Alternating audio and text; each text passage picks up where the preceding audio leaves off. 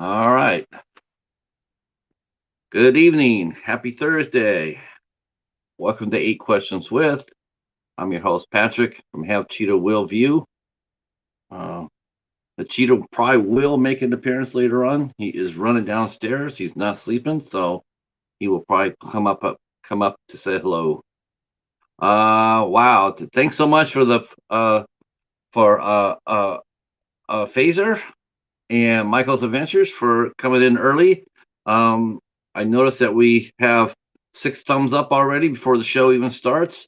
That is a very nice, welcoming gift. Thank you so much for that. Um, uh, the guest tonight is Jamie Ohlsen. She is a actress and singer. Actually, she is a Filipina too.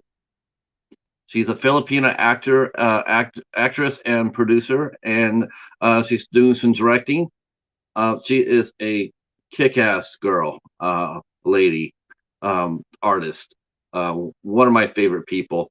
Um, and we're going to be talking about her career tonight. What's it like to be working in Hollywood? As not only as a woman but as a minority woman, which is a little tough. Little tough. You got to have some tough skin to get into the game with that. Um, but I'm telling you, if anybody could do it, it's going to be Jamie, without a doubt. She's already got things cooking. She's got irons in the fire. Um, so we'll be talking about that with her. I'll be showing her movie database page. Oh, actually, I'll show her Instagram page. That's what we could do. We could do that. So you guys can go over there and give her a quick follow on her Instagram page.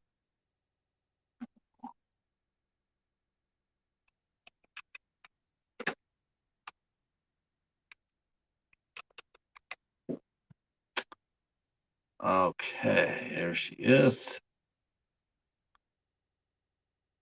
That's not her.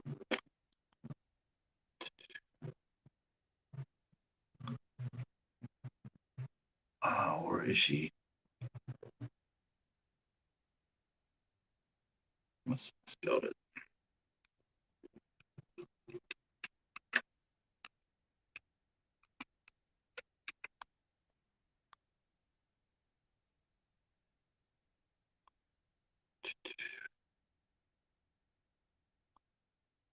Oh.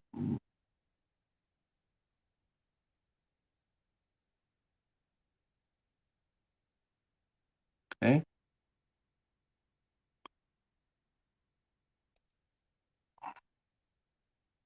Okay, got her page right here. So I'm going to drop that into the link. Hey, John. Hey, TJ. No, not at all. TJ, nope. I vet everybody. I absolutely vet everybody. So no craziness here. No, these are all people I've known. I've known or gotten to know. Yeah, you gotta go through all your guests before you cut them up. That's just yeah. I have seen some shows like that though, and it's not unheard of. If you don't know the person that well and you get on the show and they, I have seen them just go a little loopy. Um, that happens. I mean, but I've known Jamie for years now. So yeah, she already did an interview with me on my blog.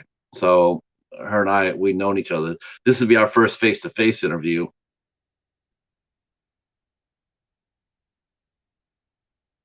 Hey Matthew, how are you, sir?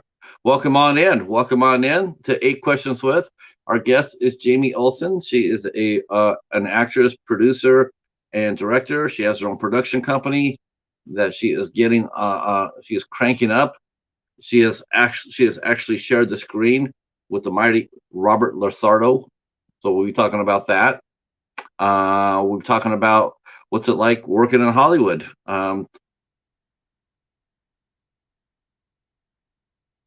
Oh yeah, but that's actually that's more legitimate than you realize, TJ. I mean, I like I said, I've been on, I've seen some panels before where they've had guests on, and the guests are like the crazier than batshit, and you know it. So yeah, I've seen that before, but never on this show. Never here. I've actually That's a really good question. I think I've only turned away maybe less than 15 people from interviews. You know, both here. I haven't turned anybody down from here. Anybody who's asked me to come on here, I've gotten them on. My written interview series, yeah, I turned away about 15 people. They just they just didn't fit the format. Yeah, well, weird people come from everywhere. I mean, everywhere you go, you get that.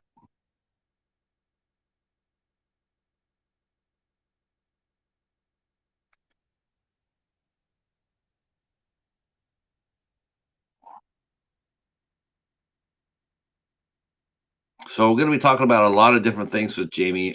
She's got a very, very career. She's done a little bit of casting. She's actually done a little casting, directing. She's a producer. She's got 11 projects that she's produced, including a documentary, which is really cool. I That's what I really think is cool right there. She produced a documentary called Trees, a Planetary Treasure, that'll be coming out. I would think it's in post production right now, so I do believe that'll be released sometime next year.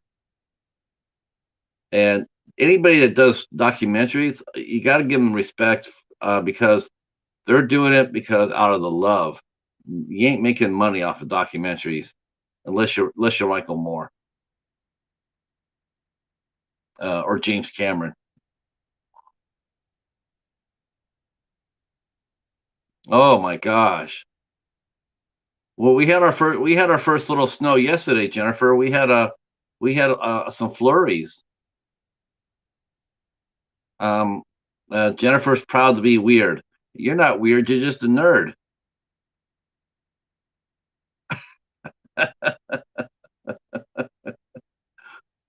Um, and thanks to anybody who's come in and connected with my channel. Wow, thank you guys so much. On my channel, all of a sudden, it's like I'm starting to feel like a little bit like She Wind. Um, I went from having like 419 yesterday, and now I'm up to 427. So thank you guys so much. I'm just like, that's crazy. I don't think I've ever had a more productive day. So thank you for sharing us out. And of course, you can share this out too with your guests and your friends. You can share this out, let people know that we're up and running. This will be our. I was supposed to do a show today, but I had a house emergency. I have water in my basement. I have a leak in my wall, and I'm getting it fixed here shortly. So I had to postpone my show earlier today with Laura Dove. I had to push that back till Saturday, but I will. I have 427. Don't use that word. You can't use the word in the chat, TJ. I got to take that out. Um, yeah, don't use the word sub in any chat, because YouTube does not like that word, and I will lose anything I gain. So don't take this personal, but I can't have the word. Yeah, don't use that word. Just use connection or family member. Connection or family member. That's perfectly fine. Yeah, they don't really like that too much. Or new friend, family member. Yeah, connect. That's her. Look at Jennifer. She's putting it in uppercase. Uh, so yeah, a lot of people don't know that though, TJ. So don't get bummed out by that. In fact, you'll be hearing that. You'll be hearing Katie say that when you do her live stream on Friday. Yeah, yeah. Unfortunately, that's how it works. Terms like subs or sub for sub or follow me or anything that has to do with that, YouTube will come by and they will wipe you out. Um, any new subscriptions that you may have, you're safe to say subscriptions when you do a live stream or a video, but you can't say it in comments and you can't say it during live streams. Like if you go to somebody else's page and you leave a comment saying I just subbed, that they frown upon that. So yeah. You'll hear Katie do the same thing on Friday. I know you're going to be a guest on her Friday night show, and you'll hear her mention that too. See, I will follow you. Yep, there you go. Yep. Follow, yeah, follow connection of family member seems to be a more safer thing to use. And then of course you have to follow that up with leaving watching 2 videos of at least 3 minutes or more, and also leaving a couple of good comments. And even if you don't know exactly what's being said, just do your best by watching the video. Like I have a new friend here, Phaser. I do believe she's from the Philippines, if I'm not mistaken. And I don't speak Filipino, but I got the gist of what she was saying. So what I did was I just on her video, so I just commented around that.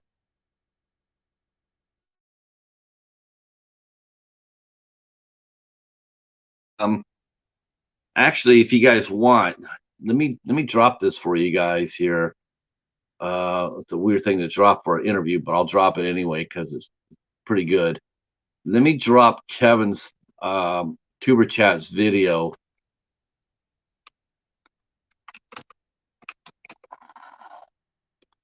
I'll drop Kevin's interview right here. I don't want to work my voice. Okay. Where is it? Oh, there it is. Okay. I'm dropping something here in the chat for you guys. This is from Tuber Chat from Kevin. Kevin from Tuber Chat. On his show, he dropped him and Vern, who's another really good YouTuber, Vern's Junk Closet. They talked YouTube and on all the tricks and tricks and tips. Just you put that right there. What I dropped down, put that in your watch list later. To watch later list, and then go back. It's only a couple hours long, I think.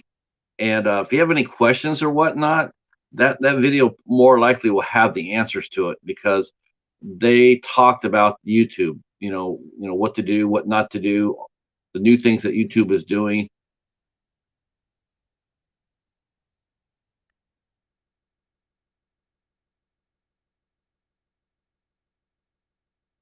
Want to say thank you again for this week.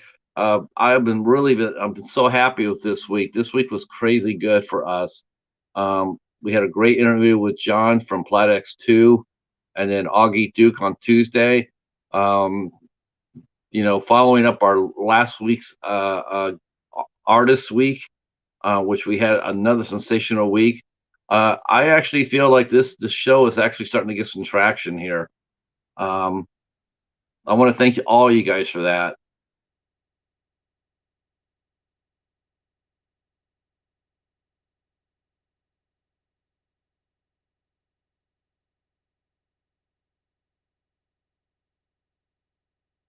Yeah, we've had a really good week. Now back to Jamie. So we're gonna be talking to her here. She'll be here in a couple of minutes. Better yet, she'll be here right now.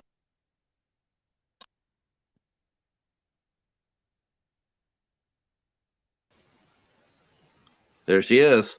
Hello. Hello. Howdy. Good, good. How are you? I'm excellent. How are you, Patrick? Good, good, Jamie. Loved your hat. Thank you. We were just talking about we're talking about your career here. I was telling them about some of the things you're doing. Okay. Yeah. Oh yeah, I gotta hype you up. Thank you. So Well, hello, everybody.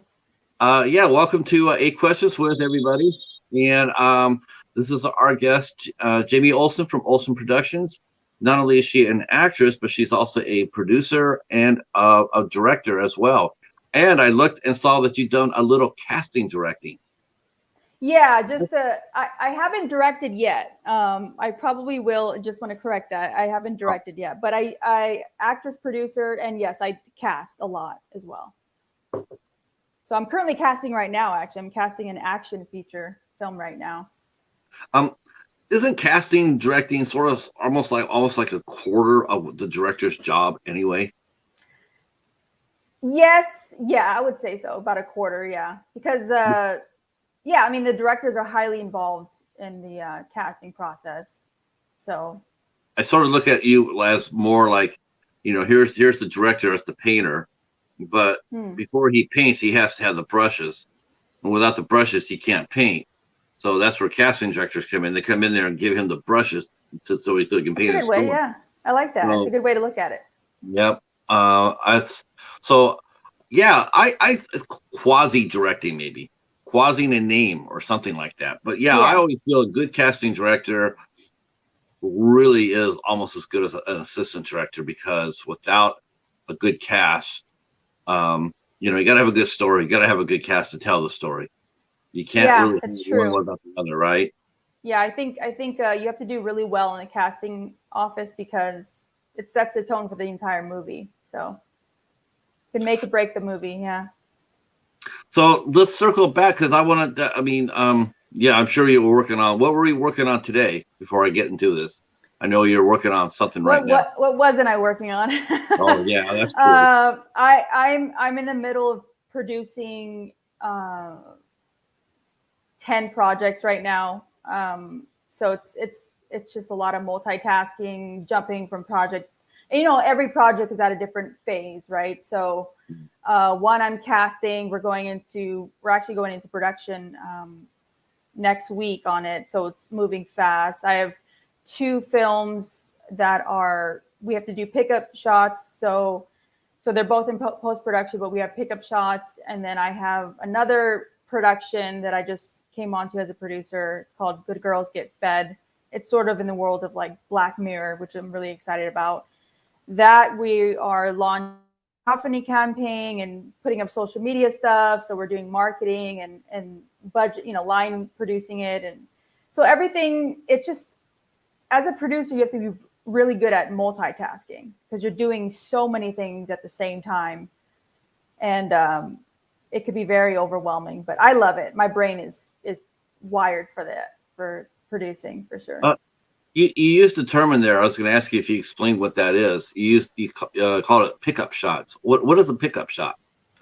Just, if you shoot something and then you look through the footage in post and then you see that you're missing, maybe a scene doesn't quite gel together like you wanted it to, so you're missing maybe like an insert shot, or you needed another two shot on the actors, or a wide shot just to tell the story better. So once you go into editing, you see what you're missing, and then you don't have to reshoot those, but you can if you want to. And so we've decided to do that. Does that answer your question? Yeah. So Cool. basically, after a movie's closed, and you go into, so basically it's like if there's any missing footage or coverage that you need, Yeah, you go back and exactly. get it. Okay. Absolutely. Yeah. Okay. I'm learning these terms as we go. Yeah. Uh, so let's go back to the beginning. Obviously, where were you born at, and what was your upbringing like? I mean, Yeah. I was born in Bellflower, so it's basically Los Angeles County. So I'm born and raised in LA. One of the few, I guess, and or especially in this industry. But yeah, born in Bellflower, and I lived my life mostly in Southern California, but also partially in Northern California, uh, specifically in Stockton. I went oh, to high school there, and yeah. But most of my life has been in Southern California, in LA. And I grew up, my mom's Filipino. She was born in the Philippines. Moved here when she was 16. Met my dad, who's a European. He's American basically. He's white. He's a white guy. Yeah. So yeah, I have two sisters. I'm the middle child. Had a great childhood. My parents let us, do whatever we want in terms of, watch movies, and that's what I like to do. I like to play outside, play sports, and watch movies. Were So, you were your parents artistic? I find yeah, what's interesting is growing up, I didn't think so because my mom worked at, she was a nurse, and my dad just did different things. But I didn't, because of their jobs, I didn't think they were artistic. But as I got older and I became an adult, I realized that they actually are artistic. My mom's really good with her hands. So, we grew up, I would say, lower middle class. So when the neighbors had, the new go-kart or the new water slide, we couldn't afford it. So my mom would actually make it with her hands. Like she would literally make things that we wanted, and they were just as good in our eyes. So looking back, my mom is actually very artistic. And my father, he loved actually sewing and poetry, and he shows his art through what he wears. Like he's really into like jewelry and stuff like that. But yeah, I guess when I look back now, I guess they were artistic. I just didn't know it. Yeah, I think a lot of people, when I ask that question, it does cause a lot of people to take a step and like, well, let me think about that for a second, because Yeah. I think our parents are somewhat, definitely artistic, if not creative. Yes, they were very creative. Yeah, yeah. I think where we go wrong is we look at, okay, were they an actual artist? Like, were they in the arts? And if they weren't, maybe they're not artistic. But I don't think that that's true now that I look back at that. Right. So what did you? What was some of the things that you watched early? You said when did you start watching movies and get Oh involved man, early? I early, yeah. I could literally sit in front of the television and watch movies the entire day and be the happiest person alive. Like even now I can get lost. That's the only thing I allow myself to do in terms of like sitting and doing nothing. Because I like to do a lot of things. But if you put a movie on, whether it's a good movie or bad movie, I don't care. I'll find something in it that I like, and I'm just very entertained by movies. And now being in the industry, now I love movies even more because now I respect how hard people work and how hard it is to make a movie, whether that's to finance a movie or to just literally physically make a movie. It's very, very hard. So. I'm wondering what's the hardest part. Like the financing aspect of it or the physical making of it. I think it depends. I think it depends who you ask. I think the majority, if you were to like take 100 filmmakers and put them in a room and ask them, I think the majority of them would say getting the money for it. It is difficult. It's a risky business, and investors know that. But if you can create a lane where you get is what I call make the money feel comfortable, right? So you have to make the money feel comfortable. So if you can create a path to where you make investors feel comfortable or they trust you, then the money will come. You know what I mean? So I think people focus on the wrong things. They continuously ask their family or whatever. But, if you can create a business, make a business out of it, then the money will feel comfortable and it will come to you. So, I mean, but it's still hard. It's not easy. You can't just go and get $1 million just, in a couple of minutes. So, No, but being on set is hard too. Being on set, you're on set for, especially if you're one of the producers, you're on set, you're like the first one there, the last one to leave. It's like being a business owner. You're the first one there, the last one to leave. Whereas if you're an actor, you're there when you need to be there, and then you can leave, and they try to take better care of you because they don't want to overwhelm you, or, they want you to perform well. But I do both, so even if I'm acting, I'm a lead in something, I'm also producing it. So I'm there early and I leave late. So it's hard on the body. So I guess one of the benefits from that though is you get to see the dailies every day. Yeah, absolutely. Yeah, I mean, you know what I love about producing is, I love to be able to give people opportunities. You know, when you're a producer, you can cast, you can, you can offer your friends things, and I really love doing that. So that's one of the things I love about producing. As long as they got the skills, right? I mean, Yeah. I mean, they can't be horrible. They right. have to have some skill. But there's a lot of skilled actors out there who aren't being noticed. There's so many of them, especially in LA. It's just like, in the place where I live now, I would say probably 80% of people here are in the industry. So It's funny it's you mentioned that because one of the things that it's a common thread through here. Like we're talking about self-promoting. I'm a big, in fact, I got a little bit of a lesson of that yet myself yesterday. yeah, Yeah, I got invited to do an interview, and nice. yeah, and so I was like, okay, I threw up like one little blurb, I threw up Hmm. one little blurb. I'm going, hey, I'm going to be on this guy's show, and that's really all I did. And then afterwards, in fact, he's my wrench, he's my right hand man, Mr. Bones. He got on me, and he was right in doing so. He says, why didn't you tell us that you were on the show? I mean, we had no idea. And Yeah, it's like, yeah, I didn't even think about telling that person, like I'm going to do this interview. I was so focused on, today with you and Laura that I didn't even think about it. But the reason I mention this is about acting and promoting themselves is because I saw a notice in Entertainment Weekly that they're going to be redoing um, the Greatest Hunt, I guess what it's called. Oh, or the Most Dangerous Game. That's what it was. The Most Dangerous Game. Well, they announced their lead person, and it's not an actor. It's a reality store guy. Reality guy. yeah. You got the lead Well, in. they want those eyeballs, that audience. Yeah. It's again, it's a business. This industry is a business.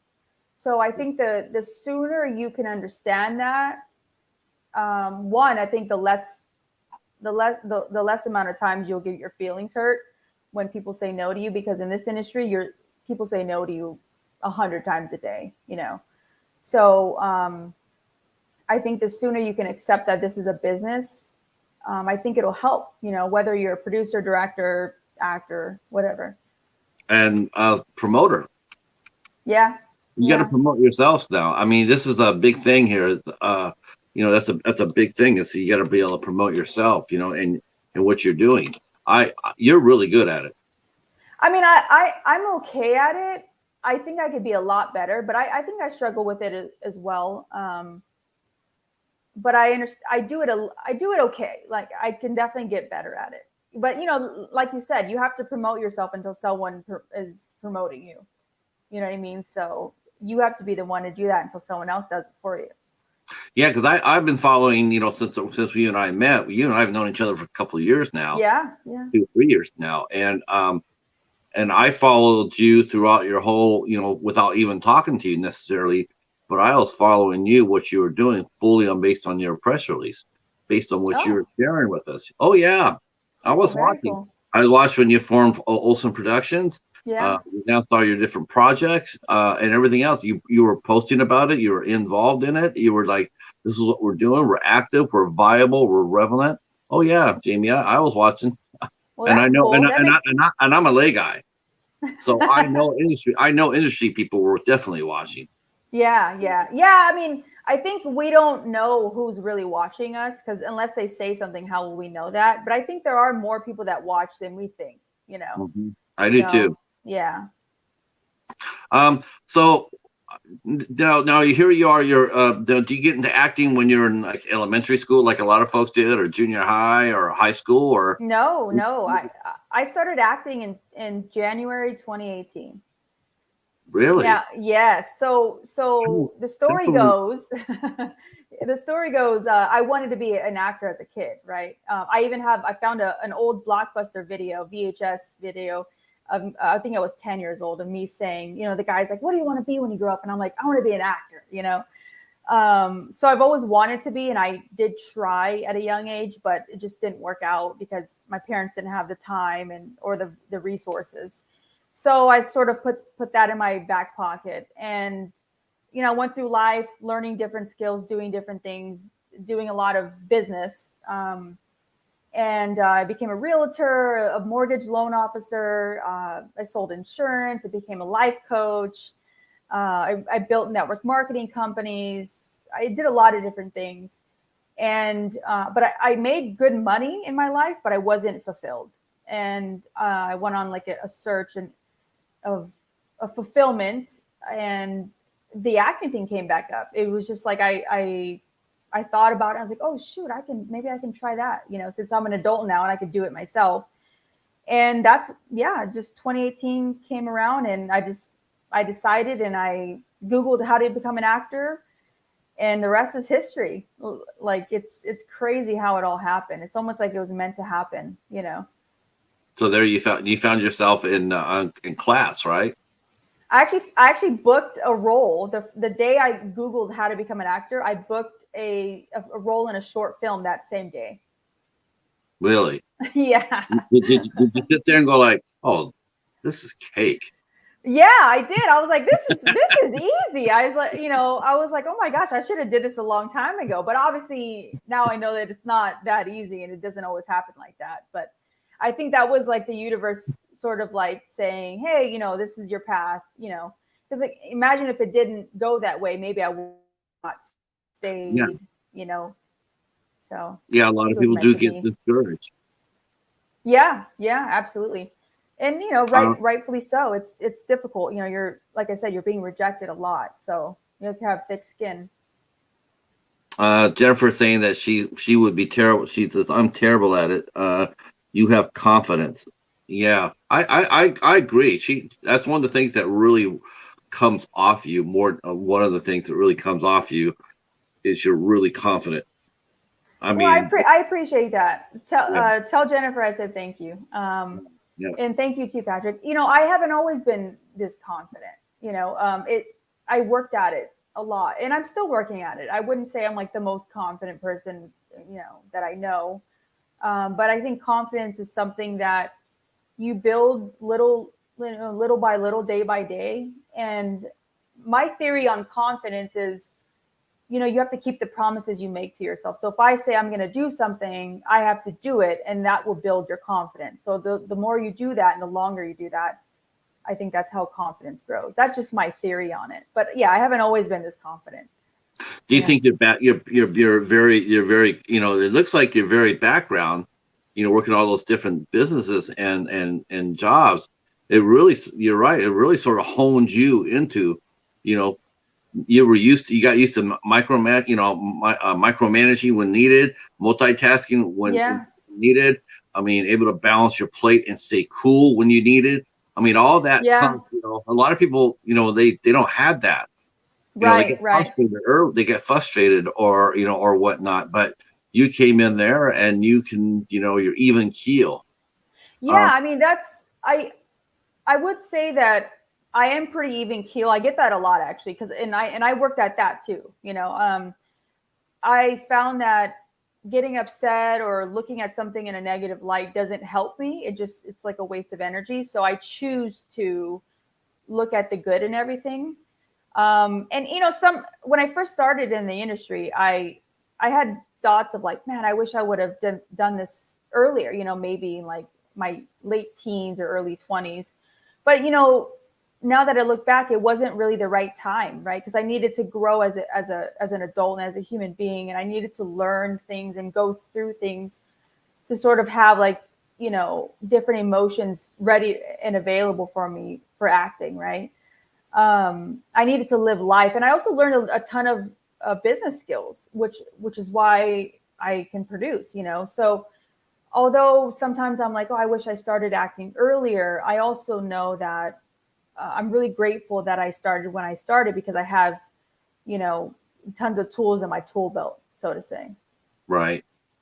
So, wow, 2018. So what was the first thing that you booked? What kind of movie? It was a short film. It was called um, what was it called? It's on my IMDb. It's the first thing at the bottom. Was it? LA Undercover. No, it should be under that. Shoot, I can't even think of the name. It was like this. It was a short film.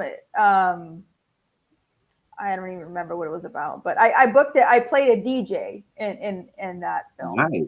Yeah, and I was like, I could be a DJ. You know, that's not that hard. Yeah, just give me two turntables and a microphone. Exactly. Just bob my head. You know, I could do that. And yeah, it was pretty. I was so nervous though. Oh my god, I felt like throwing up. I was so nervous. Now, how did you win it? How did you end up booking that? Was it through a friend of yours or through an app? No. So I Googled how to become an actor. Backstage, okay. I'll give you the quick version of it. I Googled how to become an actor. Backstage pops up. Backstage allows you to search roles without signing up, right? So I searched the different roles, found this DJ role.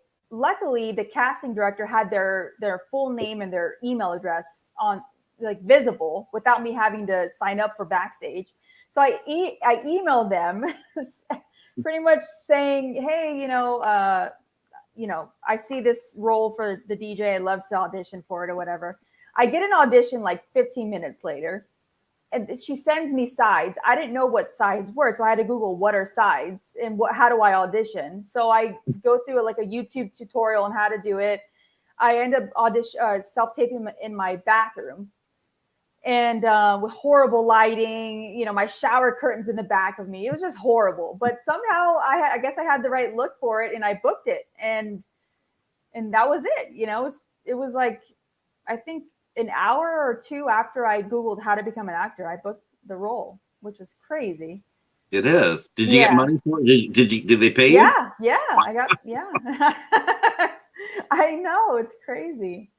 When that time comes and your bio is made, someone says, I'm gonna make a bio picture of Jamie Ohlsen. I sure as hell hope that's in it. Yeah, I know. It's a great first story because sometimes you hear people. One of the things I like to ask is like, tell us about your very first experience, and a lot of times it's I was Christmas tree number 2 in my right. It's like, okay, that's very cute, but not very many people say, well, I just looked it up how to become an actor, and then you did self tapes, and that was like you're probably one of the first people to do self tape. I know, back then, yeah. I mean, it just, like I said, like I feel like it all worked out because it was meant to work out. You know what I mean? Like, because there's so many things that could have gone wrong but didn't, and I don't know, divine timing, I guess. Indeed.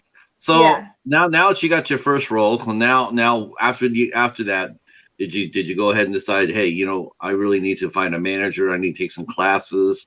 I pretty much did everything unorthodox. I will say that now. Everything I did is not how you're supposed to do it, but I didn't care. That's just how I learn in life with business too. I just throw myself into something and I learn by doing, So after that, I was hooked, of course, and I started, researching more of like what to do, how to become. I started YouTubing a lot of videos. That's how I found Wendy Elaine Wright and Amy Linden, and they're great at teaching people what to do in terms of like being a new actor and stuff like that. I did not seek out representation at the time.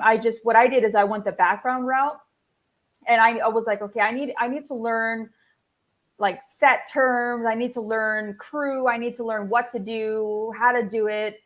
I just want to be on set. So I started doing background work for a while.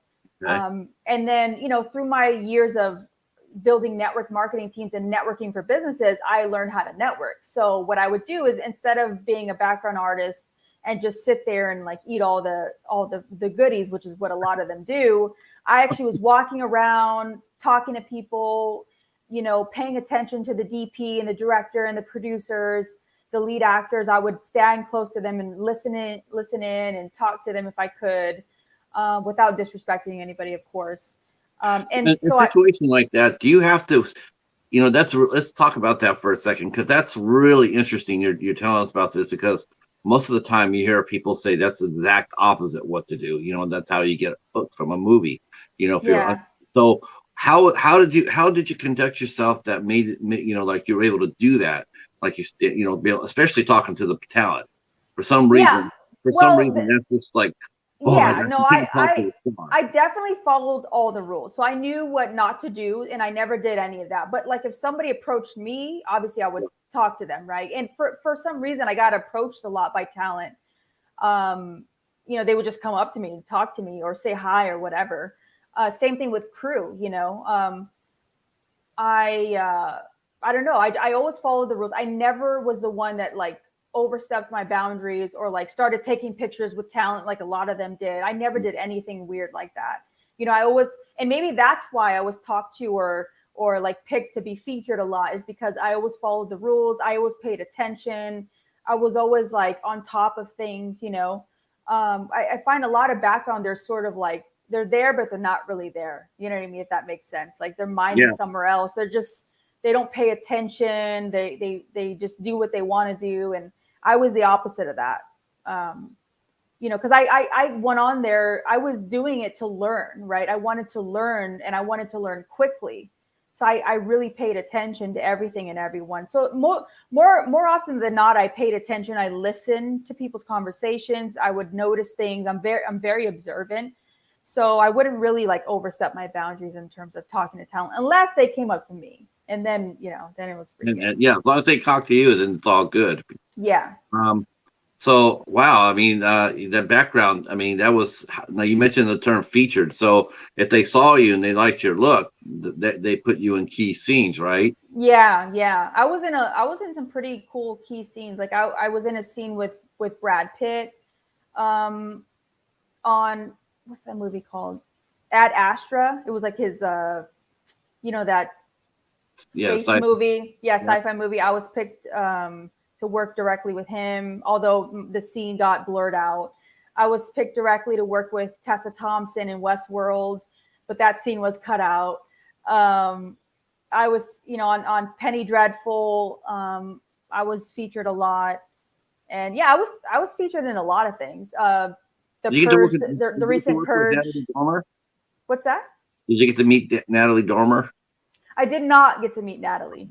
Yeah.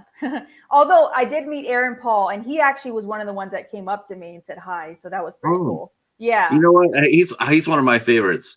Yeah. He's really cool. He said hi to a lot of people. He was obviously the most successful actor, at least in that scene I was in.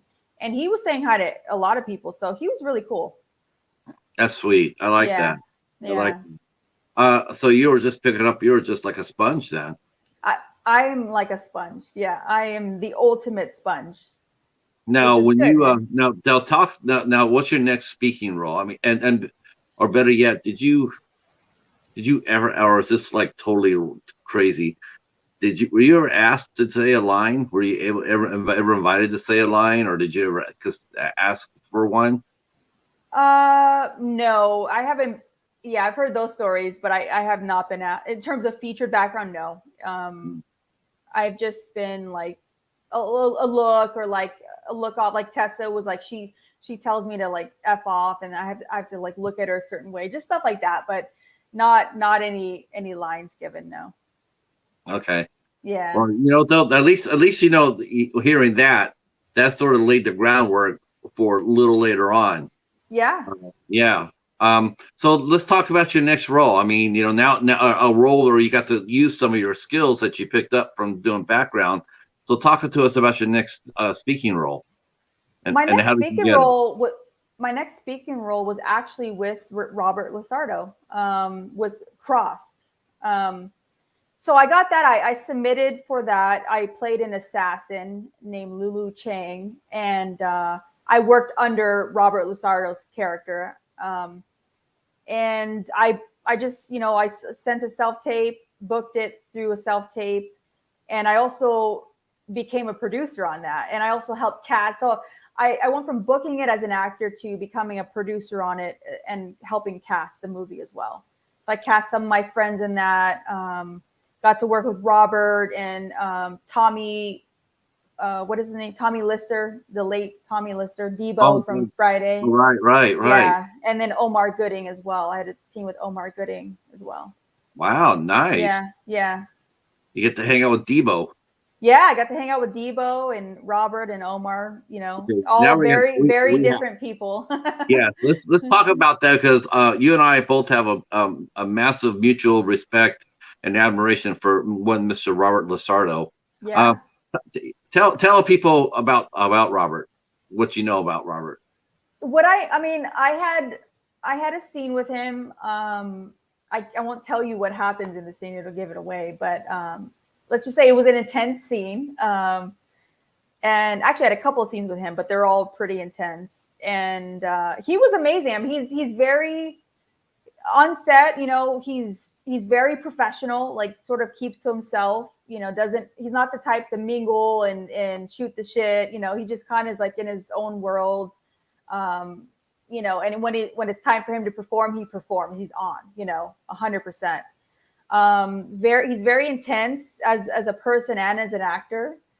But he takes his work really, really seriously, and you know, he's a great performer. And I'll give you a little story just because I know how much you admire him. I like Robert. I'm dropping Robert's link. I'm dropping his database page into the chat so you guys could go see Robert LaSardo. He's sort of like I guess a younger sort of like a Michael Ironside type, you know, really intense, really commanding. Great person, you know, great person to act against, right? Elevate you. Oh yeah. Oh yes. Elevate you is what the name of the game. So I had a scene with him where I was holding a gun, and you know, I was gonna have to do something with the gun, which I won't say, but you know, there was the armorer there was a stunt person there was obviously producers, and then myself, and then Robert. And I remember holding the gun, and I was being told by like 4 or 5 different people on what to do with the gun, right? What to do with the gun. And there's so many people talking at me at one time, you know, in the scene, that I sort of was hesitating because I was like, who do I listen to? Which person do I, you know, go with? And then Robert, he screams, he goes, just, you know, and I won't say it, but he's like, just do it, you know? And I'm like, oh shit, you know? And I was like, did I make him mad? Like, oh my God, is he upset? And then that sort of like puts me in a headspace of like, fuck it, you know, like, sorry to use that language, but I was like, so I just did it. And then he was like, oh, that was good. That was really good, you know? And I was like, oh shit, like he just was so intense in that moment that I thought I had like upset him, you know? Mm-hmm. And it's weird to like think you upset someone you look up to. It's like a weird feeling and a weird dynamic. But later on, before he left, he actually came up to me, gave me a hug. He was like, hey, you know, I hope you don't think that I was upset. You know, I wasn't yelling at you. It was just the situation. Too many people were talking to you, and I can tell that they were getting in your head, and I just want to get you out of that. So I thought he was yelling at me, but he actually was trying to get me out of the headspace of like, what do I do? What do I do? He's like, I knew you knew what to do. Just too many people were talking to you. Right. So yeah. And he was like, you did great. You did really good. I was like, thanks, man. That was intense. Michael says something here that I have to agree with. I have to tell this little tiny story here. Sure. Michael's Adventures says, your guest is one of the prettiest persons I've ever seen. You know what, wow. Michael? You're dead on. You're dead on. And ever since I met Jamie, I've always said one thing to her over and over and over and over and over, and that is smile, because she lights it up. When she smiles, you got a beautiful smile. Holy Thank you. And I don't smile that often. No. Your roles, all your roles are all action. You know, they're all like, you know, it's fun. You know, I love action. I love fighting. I love guns. I love, you know, all of that. But yeah, I should smile more often. But thank you both very much. I was just thinking maybe. Do you like Christmas movies? You know, I would love to do a Christmas movie. Really? Because I have a publicist coming in here next week. Really? Yeah, I'm gonna tell her about you, because I think you would be perfect for a Hallmark movie. I think you should, you should light it up. Thank you. I appreciate Yeah. that. Well, Um, yeah, I would love to do a Christmas movie. I love Christmas. yeah, yeah, because I'm thinking, yeah, she's got a, because she's got that, you got such a natural look around you. You could do comedy, or you could do, like a romantic lead or anything else. Right now, it's all action or science fiction or horror, and I get Yeah, that. I mean, yeah. those, well, those a lot of those movies are quicker to make, and that's really Yeah, what you're trying to do. You're trying to build up the body of work. I mean, exactly. yeah. So I get that. That'll come to you. I mean, that definitely will come to you.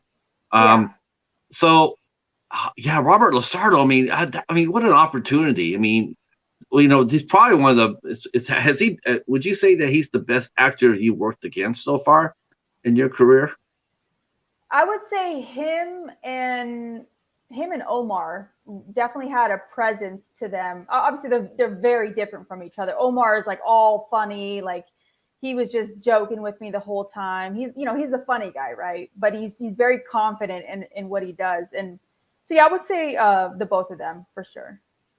So far, yeah. Um, so that was your second role that you done. Yes, my second speaking role. Yes. Second speaking role, and he had to go against with he had to act with Robert I LaSardo. know.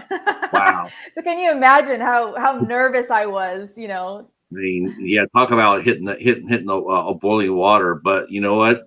What do they say, that you see a duck swimming, but you don't see how fast the legs are churning underneath it. Yeah, Yeah, that is that's literally what acting is. It's like you have to stay, centered and calm in your face, but sometimes underneath you're like, you're feeling like you're going to pass out or something. It's pretty interesting. Now, how did you get involved as a producer? Because don't they generally, I mean, don't they have producers before a movie starts? Yeah, yeah. So for that movie, it was a little bit different. They had producers on that movie, but when I come into something, I see an opportunity and I take it, right? So I came in on that project as an actor, and then I became really good friends with the main producer, executive producer, as well as he's also the director of it. And I just built a good relationship with him. I started asking him, I noticing you need this, you need that, I can help you with this, I can help you with that. So I sort of like weaseled my way into the production credit, by helping out. I helped cast crew. Helped cast some of the talent. I helped brought on some crew, some good crew members. And yeah, I can't only be an actor. A lot of the time it's like I'm on set and I'm seeing things and I'm trying to help out. So, it's just in me, you know what I mean? Unless I'm just only hired as an actor on something big in the right. future, then maybe, yeah, I'll only do that. But something where it's like more independent, I'll typically work my way into a producer spot too. Yeah, I noticed like the producers are they're supposed to be there, post, or pre-production to help things get rolling on. Like you said, hire the crew and make sure the crafty's taken care of, location, Yeah. wardrobe, and all that other stuff. That's supposed to be like, once you got all that done, then you go out there and hire your actors, and then and get to come on the middle of a production and be able to walk in there and say, hey, I can help make this show a lot better than what it is for Well, you, to I help told you you. I do things very unorthodox. Yeah. So somehow Well, obviously, yeah. obviously it worked, because that's what you've been doing. I mean, you now are a producer, including what I thought was really, really impressed. Well, I was really impressed with a lot was you are producing a documentary. Yeah, yeah, trees, yeah. Um, Yeah. how did you get involved in that? How did you get involved? So how I got involved in that is, so to take it back, when I was still first, doing acting, I think, yeah, 2018, actually, the first year, I like you started networking and stuff like that. And I met who now is my business partner. We've been business partners since then. His name is Marvin Williams. I'm also an executive in his company. And I met with him about a project he was casting. And we talked for like 4 hours at a restaurant. And he actually was the first person that told me, oh, he goes, you're a producer. And I was like, oh, no, I'm just an actor. He goes, no, trust me, you're a producer. The way, the skills you have, the way you think, the way you operate, your confidence. He goes, you're definitely a producer. And I was like, all right, I guess I'm a producer. So I Googled how do I produce, like how to become a producer? What do I do? Who are some of the top producers that I can follow, and I started doing research on that and them. And I just sort of walked around like I was a producer and did the job of a producer and had the confidence to, to sort of throw myself into it. And I just started producing just because someone told me I was a producer. Now, explain to us, because a lot of people they're hearing the same producer, but there's two types of producers. There's a producer, and then there's an executive producer. So, what is the difference between the two of those? So the executive typically, and again, there is some gray area, but an executive producer typically is the one who either finds or brings in the money, and they don't usually do anything on set or anything like that, any of the grunt work, so to say. And a producer, someone who's on set, they're there from pre-production to post. They're physically hiring and putting things together and location scouting and doing all of that. So, and I've done both. Now, is the producer responsible for set safety, or is that a director's job?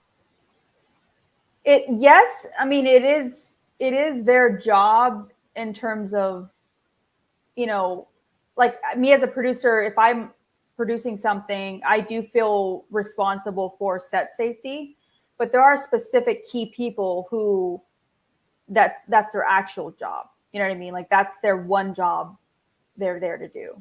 So, but as a producer, you are considered leadership. So it does ultimately, you do have some sort of, it does have an effect on you if things go wrong.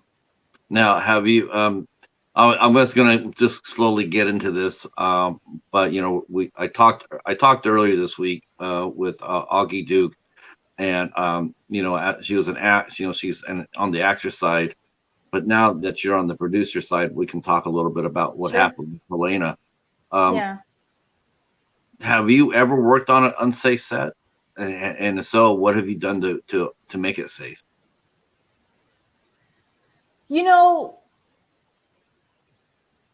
I would say that I've worked on sets that could have had better safety on them. I wasn't a producer on them. I was an actor on them, but I've noticed things, like where people are just sort of not as strict as they should have been, for sure. And as far as what I didn't do anything because, I wasn't leadership on that set, but it happens more often than not, I think. Hopefully no more after what happened, and rest in peace to her. But yeah, I mean, I think that there have been a lot of sets where people just are sort of like, oh, well, here we go again, or, oh, it's fine, everything's going to be fine. But as a producer on my sets, we definitely practice safe sets for sure. Like safety is number one. Again, a lot of my stuff that I produce isn't our action film. So there are guns on set and stuff like that, but we don't use real guns. I'm not sure why anybody would. But we only use prop guns. And even with them, we treat them like they're real guns, I mean, they literally they literally feel fake, which they are, but we still treat them and handle them with a lot of care.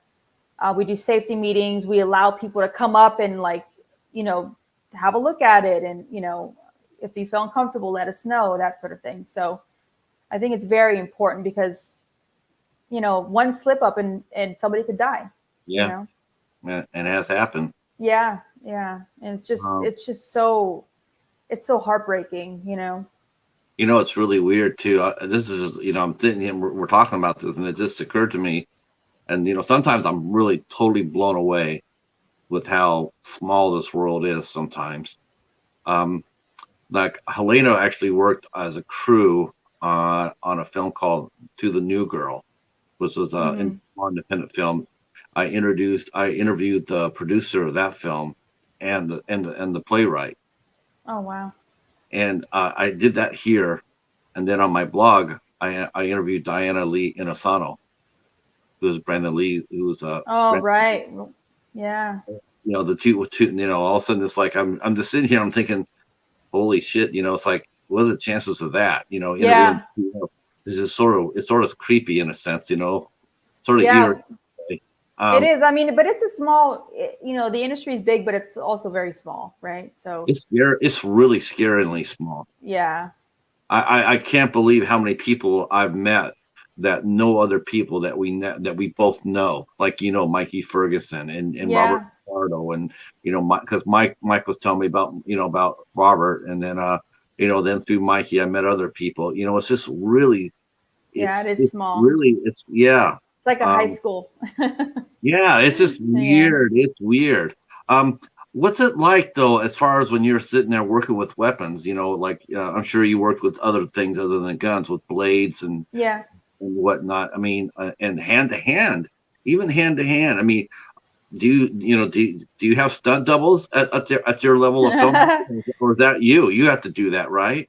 No, I mean, I do it myself. I'm not at the level where I have a stunt double, but I love, like, I grew up fighting. I used to box. I almost went professional.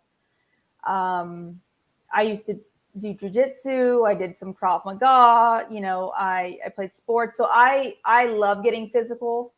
Like, I honestly don't mind if I accidentally get socked or hit.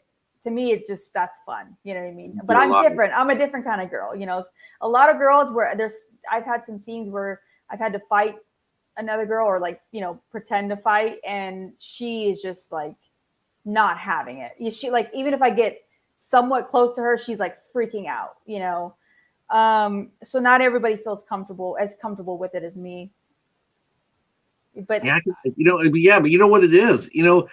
It's sort of probably they're probably just really intimidated by the fact that it's a stereotype, I'm sure, but here you go. You're expecting to be a rough and tough, and then you got someone looks like you coming at you, and like, gosh, now she's like really pretty, but now she's gonna kick my ass. I'm sure a yeah, lot of girls are sitting there going like, and a lot of guys are sitting there going like, yeah, I'm a little overwhelmed by that. maybe, I don't know, maybe. Maybe.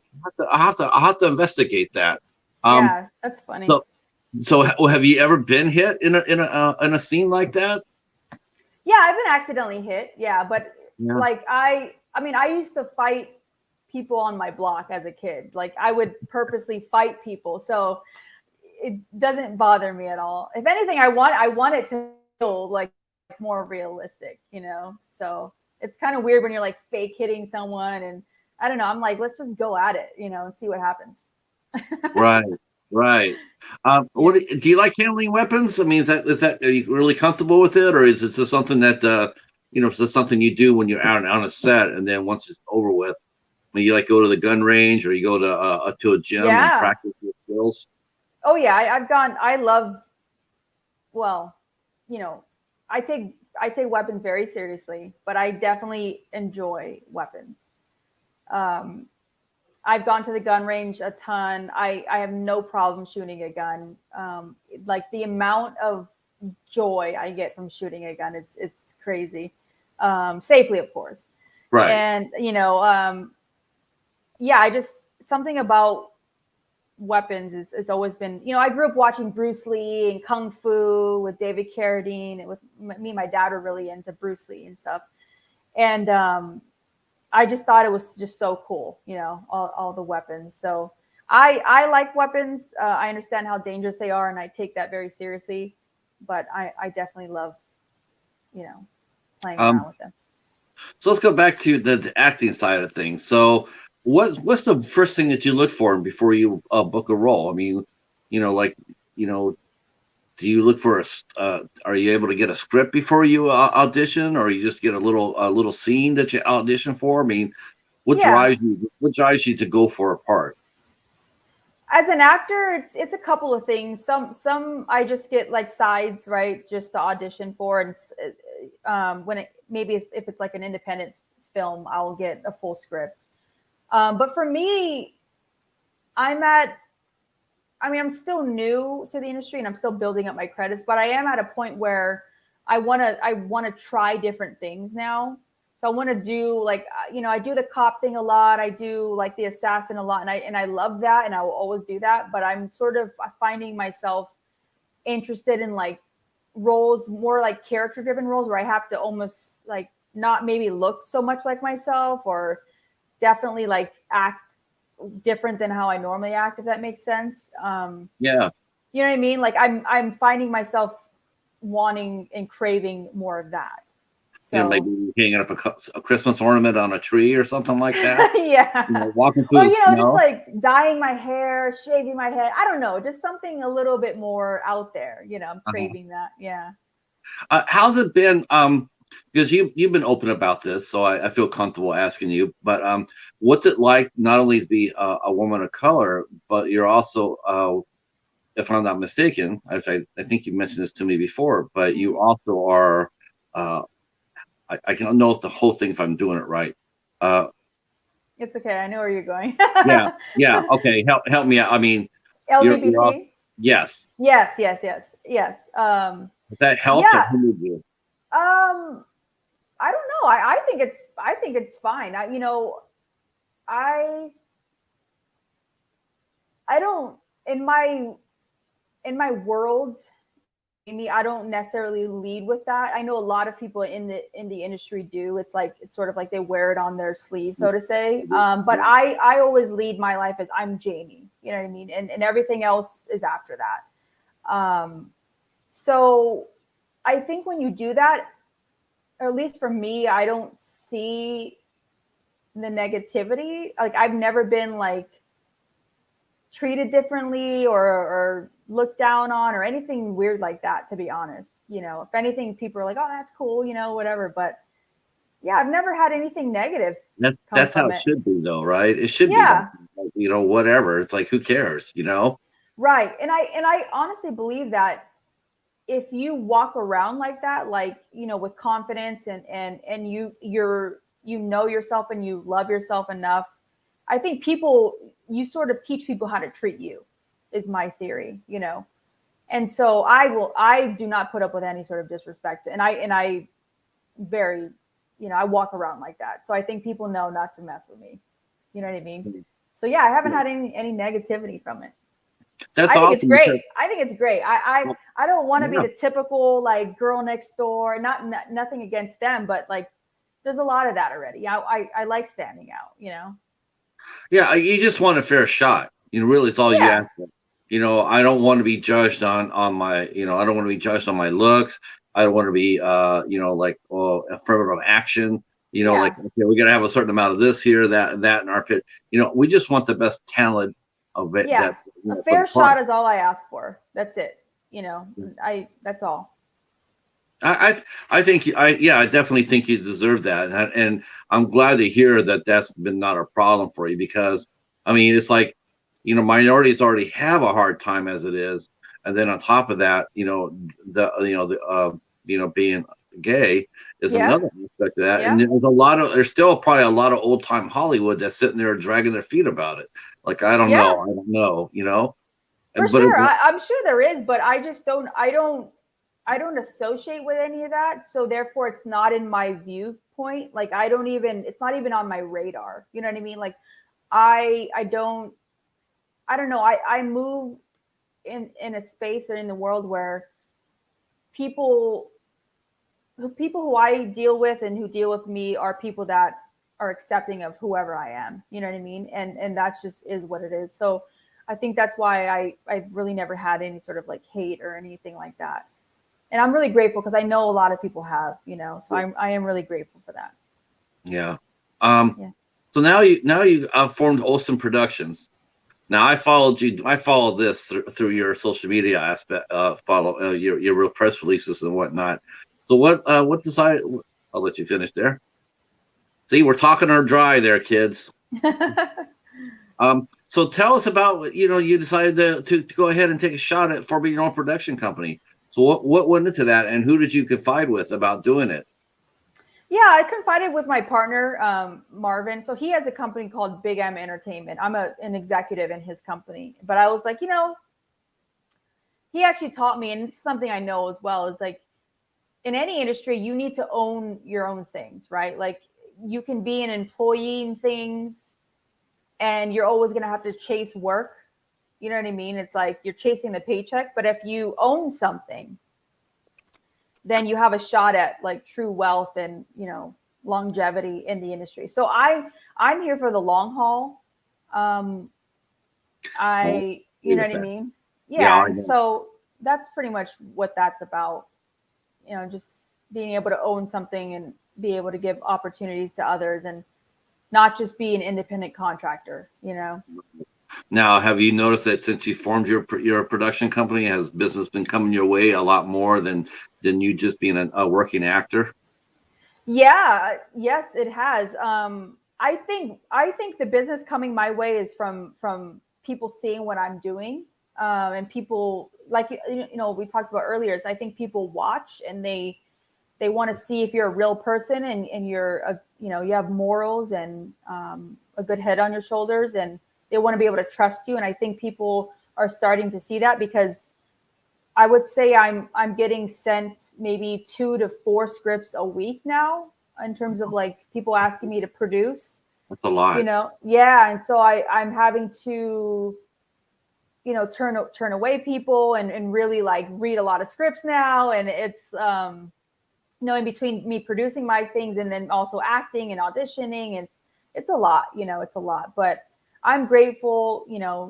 It's a great position to be in, and if I could help any other people in the industry, why not, right? Yes, I got a couple of things I want to mention in the chat. First of all, I'd like to say hello to Derek. Derek Moore, our friend for Halloween Fiend PDX, is in the house. Greetings, greetings. And then a young person here, Jerry James, says, "Hi, Jamie. I follow your work, and you're doing some great things so far." Oh, So thank there's a you. fan that came over and said that. Thank you so much, Jerry. It's Thank you. awesome to come by for the show. And again, our good friend Derek, Halloween PDX, great guy. The chat has been very engaging. You can go ahead and drop questions, as you want. We'll keep talking and then we'll do some questions too. So I hope you guys are enjoying the show. Feel free to share us out. Um, so yeah, I had a feeling about that, because one of the things is because you see this too, Jamie. Let's be honest about this. Talk about this a little bit, but you see a lot of scam artists in Hollywood, don't you? There's a lot of them out Oh there. yeah. Yes, there are a lot. Yeah. Like scam artists, but just people that I don't know, just not good people. But to be honest, that's in a lot of industries. That's in other industries that I'm in as well. The real estate industry, the lending industry. You know, it's just I don't think it's the industry. I think it's people, right? I think that when you're dealing with people, you're going to get different types of people, and unfortunately, some of them aren't going to have morals. They're just going to be looking out for themselves. So it's unfortunate. So all you can really do is sort of, you know, figure out quickly on how to spot those people and stay far away from them. Have you ever run across anybody? Have you ever run across anybody like that? And if Yeah. so, have how did you deal with it? Or have you ever seen them, trying to get with, trying to hook somebody else? And as a producer, what's your role in that? If like, because you're responsible for the talent, right? I mean, you try to keep an eye out for them as well, right? Yeah, I Um, mean, I don't deal with anyone like that. I not only don't deal with anyone that's a scam artist or that doesn't have morals, but I also don't deal with people with bad attitudes. So I have my standards are really high on who I do business with. Um, and in terms of have I had that something like that happen to me? Yeah, early on in my career, remember I told you I was networking and meeting people. I met right. this one individual, this one gentleman, and he was pretty convincing.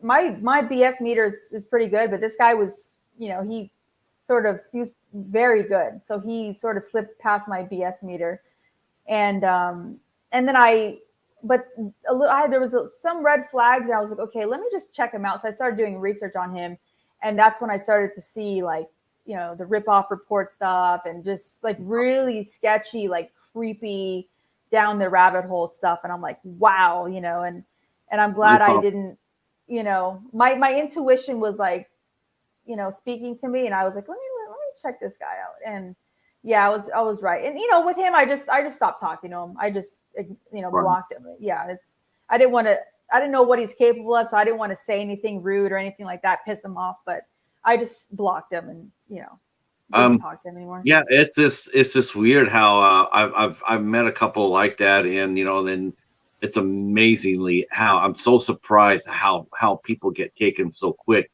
by somebody so obviously full of shit. I know. And mean, that's what I'm saying. you Like, literally it's 10 seconds you can find out this person's full of shit, and yet there they are going, take my money, take my money. right. Each Well, way. yeah, and that's that again. It's up to you in life, not only in this industry. It's up to you in life to learn, how to be resourceful, how to do research, how to use and listen to your intuition. I think a lot of people don't do that, which is unfortunate. I want to talk about this one project that's really near and dear to your heart, the Hard R. Yeah. Let's Yes. talk about that. Yeah, the Hard R, I'm really proud of. We're in post-production with that. It's a short film, but we're also going to pitch it as a TV series. It's basically about cultural appropriation and racism. And I'm really proud of it. It visually is very, like, amazing. I was going to use another word, but it's just amazing. We shot with anamorphics, Cook anamorphic lenses, and we had great talent on the film. A lot of them were my friends, which I'm really happy to have cast some of my friends that were just phenomenal actors. Hired some great crew on that film, and worked with some great people as well. My co-producer Madison Lay, and then the director Adad, and then the creator of it, Levi. And yeah, I mean, we're just really proud of it. It's looking amazing. We're gonna have a screening of it in LA at some point. And I would invite you, but you're not in LA, unfortunately. No, will this be your first red carpet? No, I've had another red carpet for what was it, for Desire Lines. So I didn't produce that one, but I was an actor in that. Desire Lines, it's actually on Amazon Prime. So we had a red carpet for that. That was fun. We had over 150 people come out. We filled the whole theater. That was amazing. So yeah. That sounds like it'll be a lot of fun. Yeah, it was fun. Had some family, friends, colleagues come out. It was really fun. What do you do when you're not working? I mean, what do you are you just all about the business? Do you visit your friend's set, just to see how they're doing, or do people ever invite you to come by and take a look at what's going on? Yeah, I do that. I mean, with COVID, it's a little bit different now, but things are getting sort of back to normal. But yeah, I mean, I definitely visit friends' sets. I spend a lot of time with my family. My life consists of 90% work, which which I love. I'm not complaining. I love it. And I love like active, so like hiking, going to the gym, and I love watching movies and travel. I travel a little bit here and there, so I like doing that. Visiting family and stuff like that. But majority of my life is work, to be honest. I was asking that because I wanted to know how you gathered your cast for the Hard R.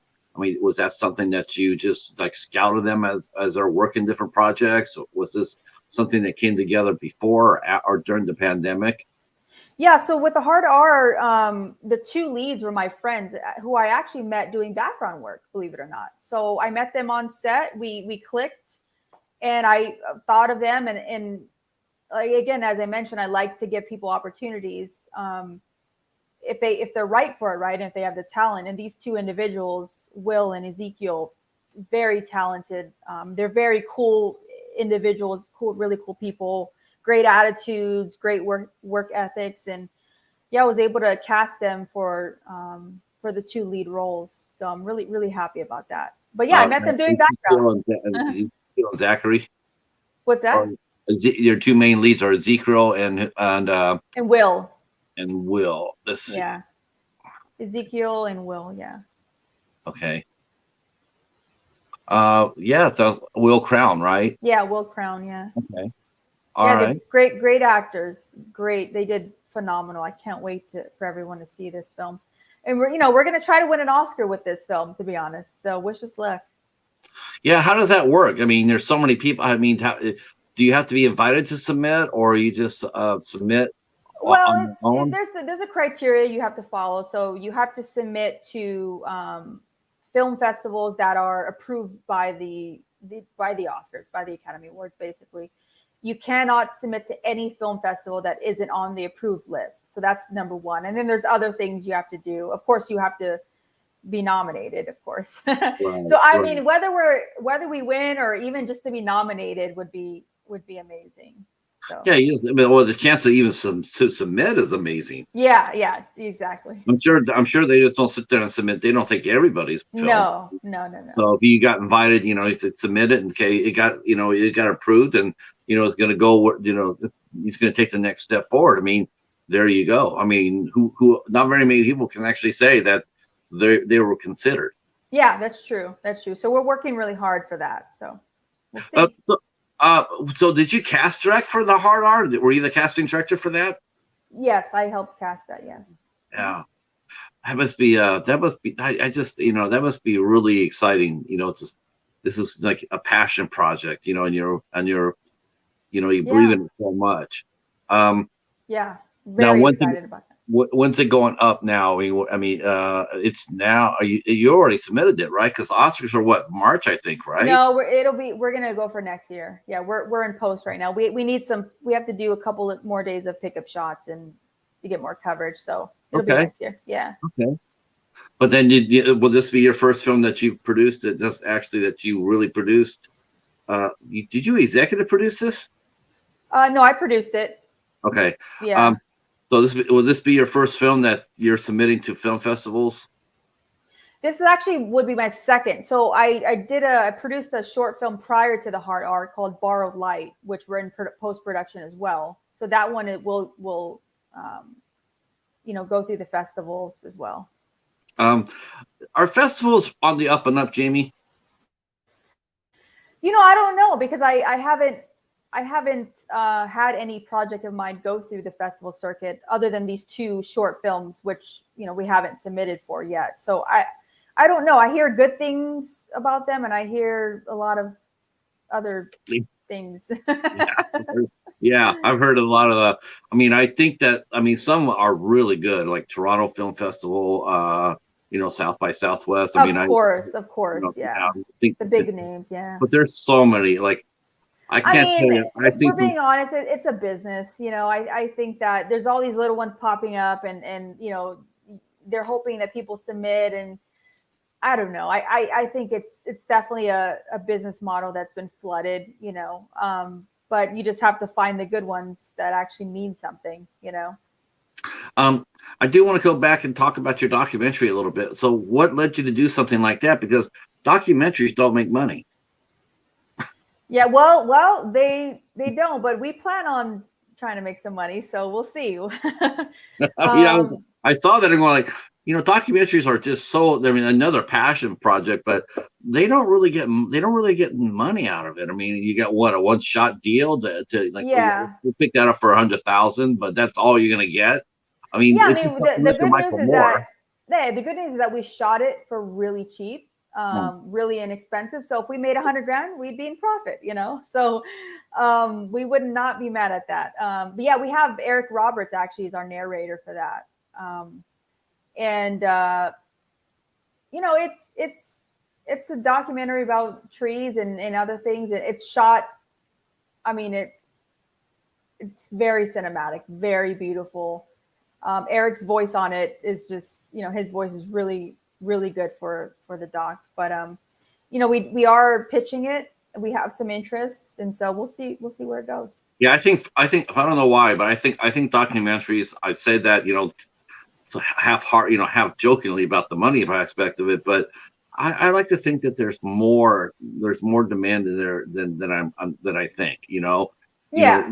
Old fashioned documentaries, not documentaries, but old fashioned ones. That Right. literally show you what's going on, not these ones where they like the ones you see on ID or IDTV or Yeah, yeah, docudramas are not documentaries; they're dramas. You're reenacting things and stuff like that. You're not really telling it. You're putting a spin on what you think it is.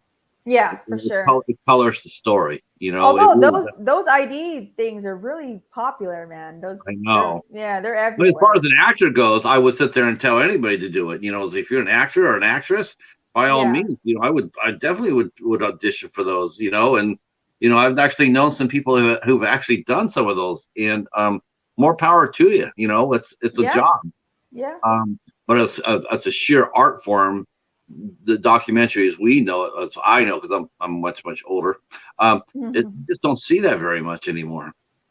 Yeah, I know. I mean, I hope that they come back, but I love documentaries. I love because I love learning. So I feel like in the old documentaries, you learn something. You know what I mean? So So what are some of the hardest scenes for you to do? I mean, for you, have you ever run across a scene where you would say no to? Have you? yeah, I'm not really into at least right now. I don't know about later, but I'm not really into like any R-rated scenes, just So because so no kissing underneath the Christmas tree. no, I don't mind that. But I mean like R-rated scenes. Oh, Like yeah, but more. you R-rated action films. Yeah, but I meant like sexual. I don't Oh, any oh, sex. oh, Yeah, yeah. Well, yeah. yeah. Yeah. I don't. You know what? I don't know if those things are. I think that is actually being pushed out. I think that's I actually don't being know. pushed I feel like out. it's still around. I mean nothing too crazy, like, but Um, like full someone actually, nudity stuff like that. well, someone just pinged me on my YouTube channel because I reviewed a movie from the '90s called "The Attack of the 60-Foot Centerfold," and the three main actresses were nude probably about 80% of the time in that movie. And Yeah, it's a horror movie. Yeah, sounds about No, right. no, Oh, it's not. it was a comedy. It was a Oh, comedy. okay. It was like a modern takeoff of the Attack of the 50-Foot Woman back in the 50s. And but no, the person came back. It came by and dropped the comment. I've had that review up for about a year now, and he came by and says, "Do you think this movie could get remade? Would you watch something like this if it got remade?" And my comment was, "I don't think you could. I don't think you could. I don't think you can make this movie today. Yeah, Not like I think you're right. I think you're right yeah." about that. Yeah. I just nudity and in the movies these days it's a lost art. It's a dying art. Yeah. Um, yeah. Uh, Unfortunately, yeah. I mean, but it's as far as like what you know, horror films can be easy, but they also can be difficult just because I guess it depends on your style of acting. But for me, I don't imagine being scared. I actually actually am scared in the moment, and so therefore it's very taxing on my body and right. my mind. So I end up leaving a scene or a day feeling like I was hit by a truck or something like that, or like I had like a really bad flu. It's just very draining, but you know it is what it is. Is horror your favorite genre to act in, or is it more? I mean, and even despite being scared, or do you like action a lot more? If I had to choose, I don't mind horror if it has like a psychological aspect to it. I don't want to do like where I'm running around screaming and that's pretty much it. Like I'm running from like Pumpkinhead or something. Right. I just feel like that it's just like there's really nothing to that, and it's if anything, it's just more taxing than anything. Um, I like horror films where I can have a moment where like I'm going through something, or like there's like an arc to my character or something like that. Then I don't Right. mind it. Yeah. Yeah, we talk about that, because a lot of the folks in our chat right now, they're actually from the horror community, um, so that they'll probably appreciate this. But you're right in a sense, like we talk about horror a lot, and to me, I think you have to have, in order to make a good horror movie, you got to care about the characters on the screen. Yeah. You have to care about them. If you don't care about them, if they're just there to get killed, you haven't made a good movie. Yeah, then Um, it's like watching a video game or something, And yeah. that has its place, but I feel like you're right. I feel like that there should be some humanity in a horror film. I mean, it's the minute you find yourself rooting for the killer is the minute you lost the film. Yeah. You lost. There's no the movie basically is just not. It's not going to be very successful. Right. Let's see how they kill the cheerleaders this time. Yeah. Okay, so that's what we're at. That's what we're down to. Yeah, it's Um, more about the kill. Yeah. have you ever done a death scene yet in your career? Um, no, I've killed people, but I have not died yet. What was it like doing that? I mean, I've asked people about what's it like to die, but what's it like actually playing someone who's actually killed somebody? Um, Do you find yourself after they cut? Do you find yourself going to your fellow actor and make sure they're okay? no, not really. I mean, it's when you're on set, it's like a different, a lot of times the killing scenes, there's a lot of laughing involved because it's kind of awkward, and it's like, oh, did I do that right, or that was awkward, or did I accidentally hurt you, or it's more laughs than anything. So I think it takes away from the awkwardness of it. Right, it breaks the Yeah. tension a little bit. Yeah, yeah. Because I asked you, what I asked you in our pre-show. I said, what was it like to have, like, when someone actually points a gun at you? What does that feel like? I mean, it's like, it's a fake gun, but still, here you go, you got someone actually pointing a gun at you. I mean, how does that make you feel? I mean, is this are you so into what you're doing that you just ignore the gun, other than how you're supposed to react to it, or you ever find yourself looking at the gun and going like, what if this was in real? What would I do in real life? How would I handle this? For me, for me, it's like it's exciting, to be honest. It's like, oh, they want to fight with me or something, right? So I get excited about it. If anything, I have to calm down, because I'm so excited about the fight scene. But yeah, I don't get scared or anything like that, because I know it's a fake gun, right? Or I hope it is. But it's fake. For me, it's all fun and games. I don't feel anything weird about it. I was gonna say it must be sort of anticlimactic because your second role, and here you are, with Robert LaSardo. I mean, everything else must just be cake. It's just like, okay, we want you to kill the 5 bad guys. I just did a scene with LaSardo. No problem. Stand up there. Yeah. Oh yeah. Where do you want it? Yeah, killing people is well, in a movie, killing people in a movie is easy for me. It's fun. It's and being with LaSardo, it was pretty intense. I haven't had anyone as intense as he yet. Yeah. But it's coming. Oh, it's coming. Oh yeah, I'm sure. Speaking of that, that's a good segue for this. How about this? Tell me 5 actors and 5 actresses that you would love to share a scene with. Oh, Leonardo DiCaprio, Tessa Thompson, like where we're speaking to each other now, where she's yelling at me. Let's see. I'm trying to really think about this. Angelina Jolie. Yeah. Meryl Streep. That's a good one. Is that 4 or 5? That's 3 girls and 1 guy. Okay. Let's see. I'll try to throw in another guy.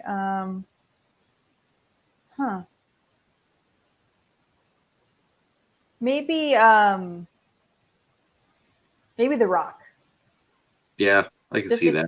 Yeah. he definitely would enliven a fun set, wouldn't he? Oh yeah. I've been on set with him, and he was actually one of the actors that said hi to me. But yeah, he's a really cool person. Oh well, what film was that in? That was in what was that? What's that film where it's with Nev Campbell? What's it called? Oh.